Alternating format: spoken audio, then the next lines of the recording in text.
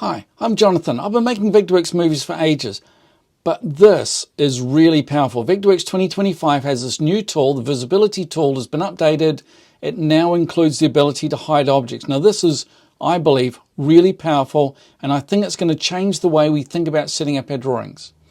Traditionally, we'd set up our drawings with layers and classes, making sure that we had the right information on the classes. We could hide what we didn't want to see. This is going to change that. This is the ability to hide objects, and it works inside viewports. So this is a viewport at the moment. I'm going to just hide some of these objects. There it is. I want to hide that object. And so I can just go through and hide the bits that I don't want to see in my drawing. I don't have to worry about what class they're on. I can just hide them, and I can then create the drawings that I want. Vectorworks remembers this. If I go back to my design layer, I can actually see the design layer with these objects hidden as well.